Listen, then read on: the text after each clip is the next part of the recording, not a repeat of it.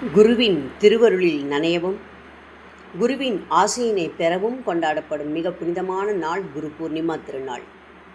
இது ஒவ்வொரு ஆண்டும் ஆனி மாதம் ஜூலை வரும் பௌர்ணமி திதி அன்று குரு பூர்ணிமா என்ற பெயரில் கொண்டாடப்படுகிறது. சித்தர்களுக்கெல்லாம் முதல் சித்தராக ஆதி குருவாக விளங்கிய சிவபெருமான் தமது 7 சீடர்களாகிய சப்த ரிஷிகளுக்கு ஞானம் அளித்த பெருநாள் குரு பூர்ணிமா. ஆதி குருவாக பரிணமித்த நாள் குரு பூர்ணிமா. ஈசன் தட்சிணாமூர்த்தியாக தெற்கு நோக்கி அமர்ந்த நாள் குரு பூர்ணிமா. தட்சிணம் என்றால் தெற்கு, மூர்த்தி என்றால் ஆதி குருவாகிய சிவன். ஆக ஆதி குரு உருவாகிய நாளான ஜூலை மாதம் முதல் பௌர்ணமி குரு பூர்ணிமா அல்லது குரு பௌர்ணமி என்று கொண்டாடப்படுகிறது.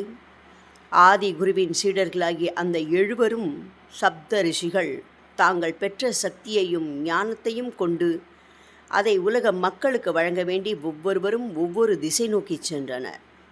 அவர்களில் ஒருவரே தென் திசை வந்து ஞானத்தை புகட்டிய அகஸ்திய மாமுனி குருவாக இருந்து இவர் தம் சீடர்களுக்கு ஞானத்தையும் நல் வழியையும் புகட்டியிருக்கிறார்.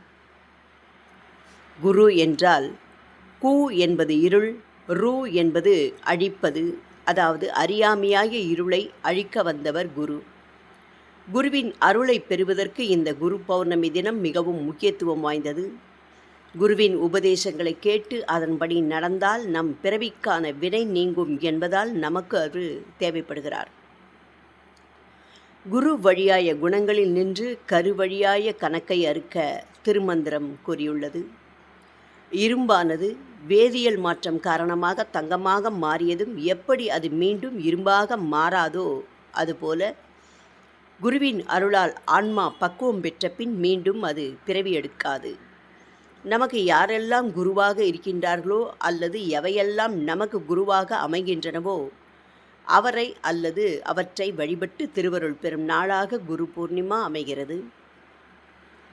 குல குருவான அருணந்தி சிவத்திற்கு அவர் மாணவர் மெய்கண்டார் குருவாக இருந்து உபதேசம் செய்ததும், ஈசனாய தந்தைக்கு மகன் முருகன் குருவாக இருந்து உபதேசம் செய்ததும், அன்னை சாரதா தேவியாருக்கு கணவர் ராமகிருஷ்ண பரமஹம்சரே குருவாக இருந்து உபதேசித்ததும், பரதனுக்கு தன் தமையன் ராமனின் பாதுகைகளே குருவாக இருந்து வழி நடத்தியதும், துளசிதாசருக்கு அவரது மனைவி மமதா குருவாக அமைந்ததும், யாக்ஞவல்கியர் தம் மனைவி மைத்ரேயிக்கு குருவாக இருந்து உபதேசம் செய்ததும், வீர சிவாஜிக்கு சமர்த்த ராமதாசர் குருவாக அமைந்ததும் குரு சிஷ்ய உறவை பரஸ்பரம் எடுத்துக்காட்டி விளக்குகின்றன.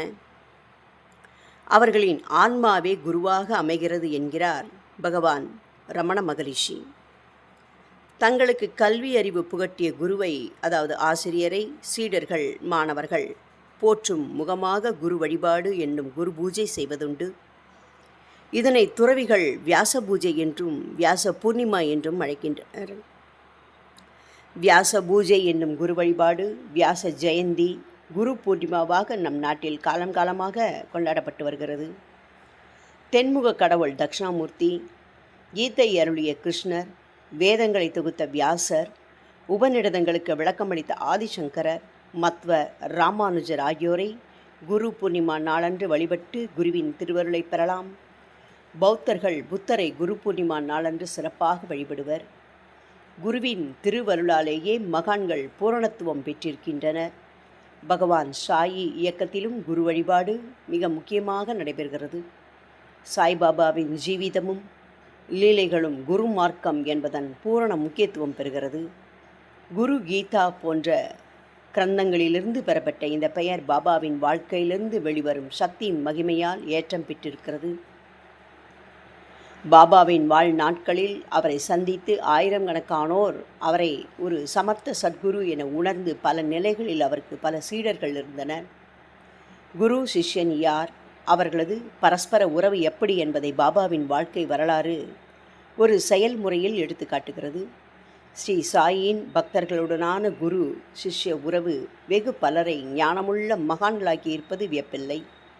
குரு ஸ்லோகம்: குரு பிரம்மா குரு விஷ்ணு குருதேவோ மகேஸ்வர குரு சாட்சாத் பரபிரம்மா தஸ்மை ஸ்ரீ குருவே நமக. பழக்க வழக்கங்கள் அறுபடவும், ஆன்மா பக்குவப்படவும், பிறவிப்பினி நீங்கவும் குரு பூர்ணிமா அன்று குருவினை வழிபட்டு அவரது திருவருளை நாம் பெறுவோமாக. ஓம் சாய்ராம்.